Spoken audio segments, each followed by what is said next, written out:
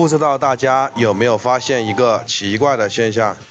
就是这个国庆节没有几天了，但是呢，你听说了身边有人要去哪里玩吗？有人要回家吗？有人要走亲访友吗？是不是这种声音听到越来越少了？包括朋友圈呢，提前预定好门票买车票的那种，或者说在租车或者怎么样子的都没有看到吧？为什么会出现这样的一个比较奇怪的现象呢？大家可以看一下这个街上面，大家都很忙碌着，没有丝毫的那个就是放荡不羁爱自由的感觉就是大家都很忙碌着，可能也是因为还有几天的原因吧。我给大家说一下吧，现在人们考虑的呢也比较周全了，以前呢真的是出去玩的时候处处碰壁坐高铁的高铁上面挤爆满了。甚至一票难求，索性就不出去了。自驾的在高速上面也是一样的，虽然高速公路免费了，但是呢，出去的话堵车，整个人心情也不好。特别是带着孩子一家三口，那个孩子就是给他们找麻烦，你知道吗？特别是老人和小孩，万一在外地生了病住院了，那就划不来了，又影响您的心情，又没时间玩了，整个旅途呢会非常的糟糕。不知道你们以前有没有类似的经历吗？就是现在越来越多人活明白了，活通透了，不会在这种大型的节假日扎堆的去玩了。特别是以前你们在网上看到没有，他们出去玩，在景区里面完全看不到什么风景，都是在那里数人头。我也觉得其实说实话，与其在这个大型节假日出去玩的话，还不如老老实实在家里陪陪家人，这样还是最自在的。反正我身边呢有好几个人都说今年国庆节就不出去了，还是老老实实的看有没有什么兼职可以做。我发现人们也活得通透了，以前呢爱面子就是说炫耀嘛，出去玩了之后晒朋友圈，现在朋友圈基本上晒娃的也少了，晒买车的也少了，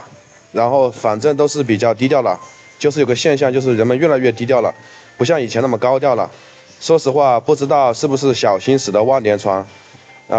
害人之心不可有，防人之心不可无吧。可能大家想法和以前真的是天差地别了，已经发生了一个两极反转吧。我们可以发现了，现在有些人买了车呢，平时呢也不敢开出去，主要还是因为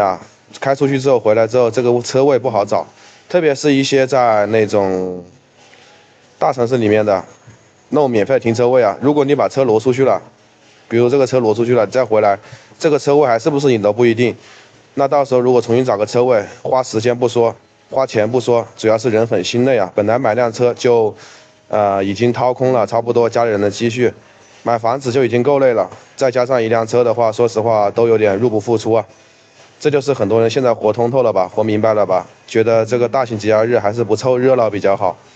因为去凑热闹的话，可能会给自己反而开心不开心另说，主要是给自己找麻烦吧。你可以发现呢，现在呢，很多人呢，虽然说国庆节快到了，但是呢，也没有听到说要出去玩的声音了。反正我的朋友身边周边几个朋友呢，也说了，今年国庆节就不出去凑热闹了。他说晚年的时候有一个朋友是自驾的，在路上真的是开了车本来2个小时路程，硬生生堵了一天，路上呢都没备好干粮和水，最后呢那一集上厕所都很不方便。说实话，给他的体验带来很差的感觉。他说以后出去玩还是建议呢，在那种错峰出行吧，错峰旅游吧。不知道今年国庆节你们打不打算出去旅游呢？反正我是不打算出去旅游的，因为我们公司不放假，要老老实实加班，拿3倍工资不香吗？说实话，一年到头哪有这么好的时候？平时都是老板压榨，这个时候必须得好好的敲诈老板一把，然后呢，让他给我点外卖买好多好吃的，好多好喝的。不知道你们老板对你们怎么样好了，这期视频就到这里吧。大家有什么想说的，可以在评论区留言并讨论。你们国庆节打算出去哪里玩还是准备加班，还是准备找兼职呢？欢迎留言。